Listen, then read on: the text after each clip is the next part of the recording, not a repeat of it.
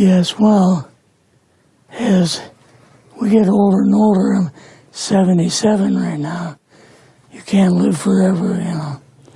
So if this procedure I'm going to have to clean the blood doesn't work, then I've got probably a few more months to make it before my kidneys shut down, you know. So that's kind of why I'm kind of going along with the interview at this time. You're seeing that what you went through is just too important for people not to know about. Yeah. Yeah.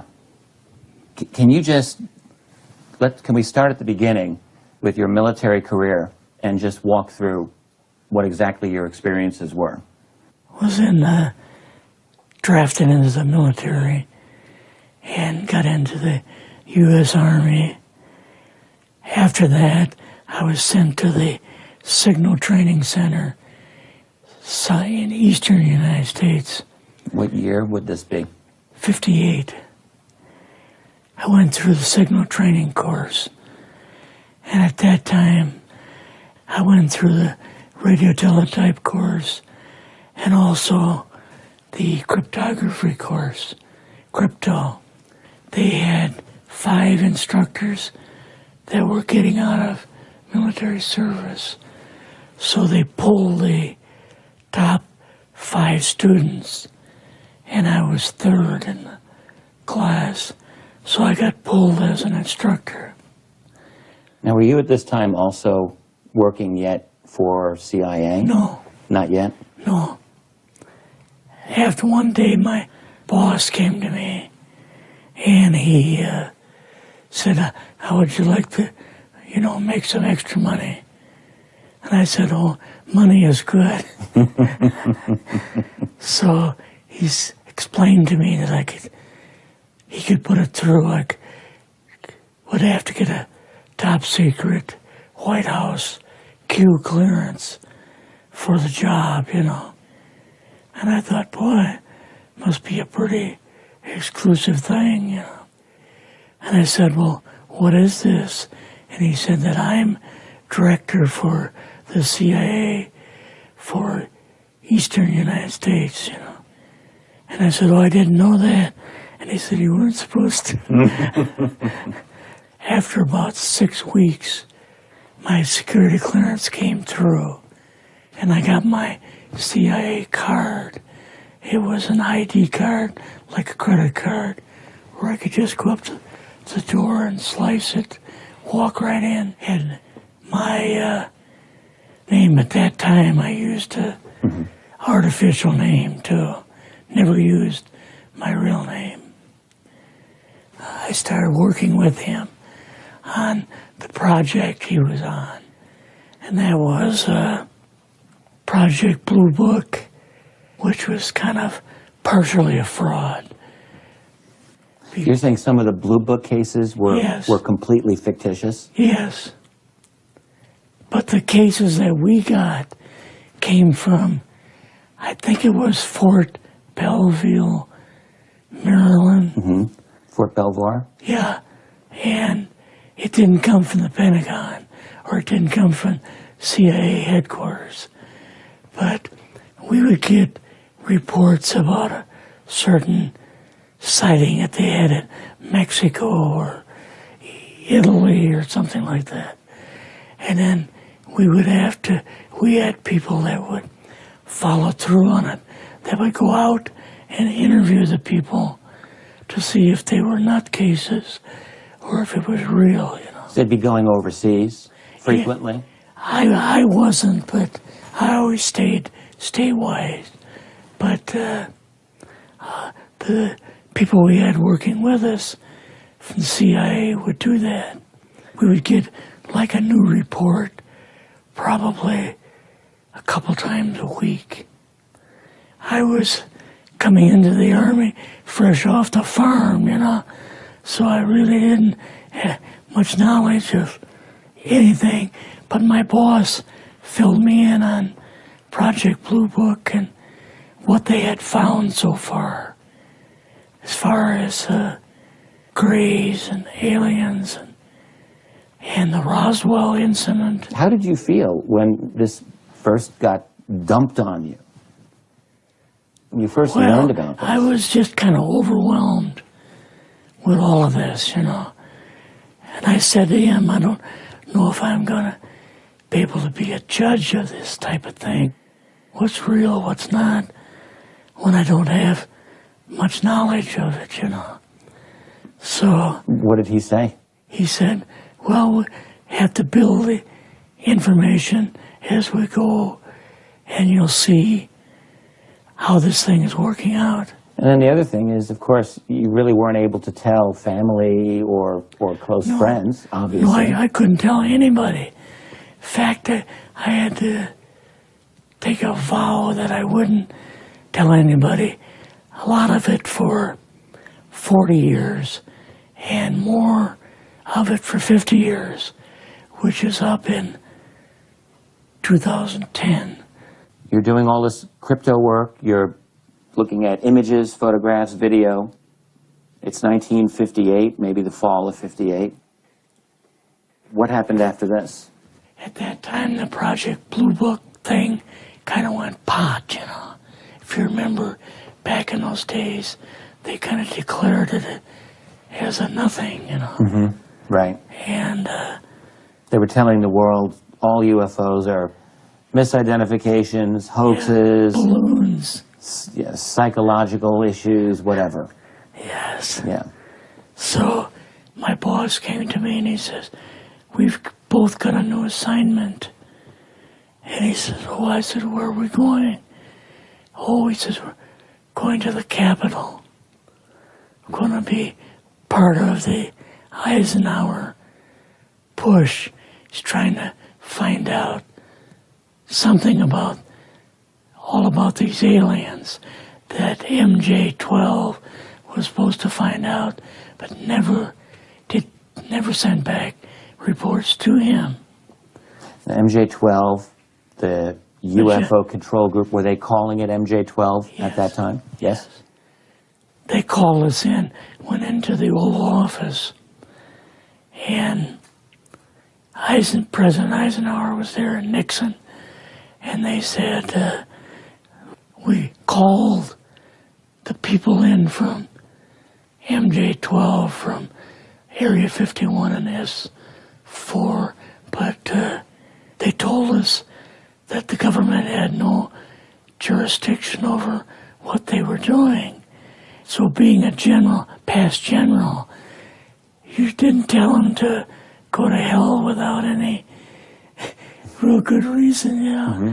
So he said, I want you and your boss to fly out there.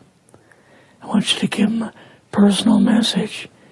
And he says, I want you to tell them, whoever is in charge, tell them that to get in, they have this week, coming week, to get into Washington and to report to me. And if they don't, I'm going to get the First Army from Colorado, and we're going to go over, we're going to take the base over. I don't care what kind of classified material you got. We're going to rip this thing apart. Eisenhower was going to invade Area 51. Yeah, with the First Army. So you go out with your superior. Yes. You fly out. You land. What happens? Can you describe this whole process, what you saw?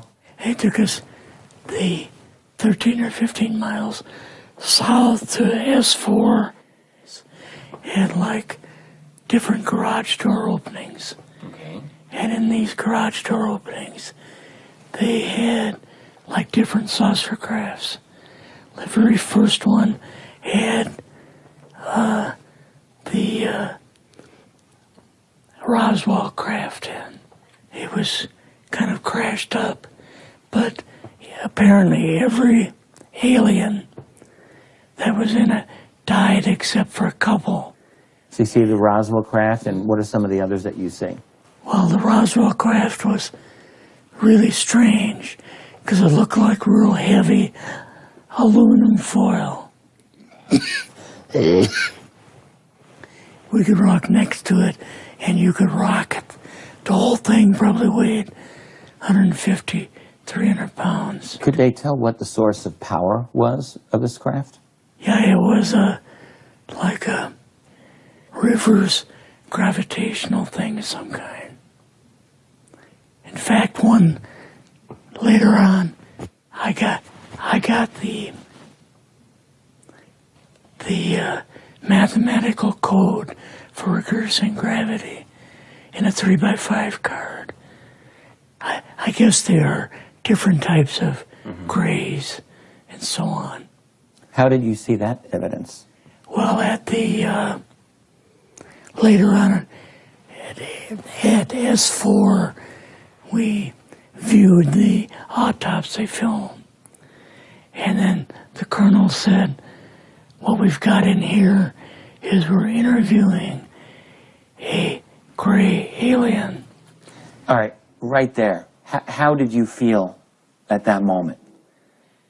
Well, I thought, boy, we had no idea we were going to see the real thing. All we saw was film. You had to have a little bit of heart racing at that moment. My boss was able to go in and had like a partial interview with him. So what did this gray alien look like? Could you describe him a little bit? This one looked a little bit oriental. So I'm just wondering if it looked almost human, what about this didn't look human? No, it didn't look human as far as the skin tone and basically the shape of it and the size. How was its head size compared with a normal human, for example? Brain was kind of a little bit bigger. And some of the nose was very, very small. And the ears were just like holes. Mouth was very small. Now, why were they bringing you out here at all, anyway, to see an alien? What was the point? To go back and tell the president they actually had one. So he did not know at this point No. if there was an alien at S4? No. What did you do then at Area? Were you done, or did you have other things to do with Yeah, S4? so basically we were kind of done, went back to Area 51. They took us into the main building, and there we saw a U-2, which of course we didn't know existed. And a model of the SR-71. Yeah, the Blackbird. So, but like I mentioned earlier, it was not a model of the current Blackbird. An earlier version. But an early version. Did you go directly to Washington after this? Yes. Or did you go somewhere else? How did they get, did you fly regular airline? Or? We flew back to the commuter plane back to the air base, and then took President Eisenhower's Lockheed Electra back to Washington. You and your supervisor, Yeah. superior officer, and now you're meeting with the president? Yes. Can you describe this? Well, we met with him in, the second story of the old OSS warehouse building. And Eisenhower and Nixon were there, and also Hoover was there. So he asked us what was going on, and we told him about the alien and the whole situation, and the black projects and so on, and he was just totally shocked. He appeared for the first time to be worried, you know, like he was worried. I would think that Eisenhower would, I mean, he certainly knew that flying saucers were real. Yes. He knew that there were aliens. So I guess I'm just wondering, what would he have been, really surprised about? Surprised about the black programs. Eisenhower said, got to keep this thing completely secret. You know, can't talk about this. Your actual name is, I mean, the name you grew up with, that was a different name than what you had in the... I never used it in the CIA at all. Now, what about today?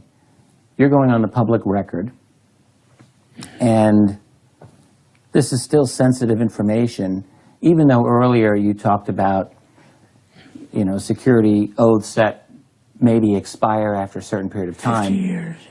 But you're still concerned. Linda Moldenhau's phone call, her phone was tapped, and they got my phone number, and through the telephone company, they were able to find me, and so on. When they found you, what happened? I was going to a grocery store. Two guys in a black suits come out of a black Lincoln town car and came over to see me. And they told me that I better not publish anything or talk to Linda about any more things. So at that time, I did, you know, I stopped. That was enough to intimidate you. Yes. Rather remain anonymous. Never show my face on anything. Really, thank you for doing this.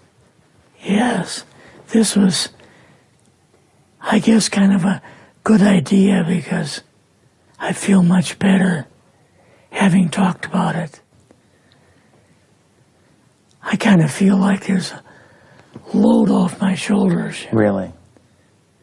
Because I had an awful lot of secrets that I had kept over the years.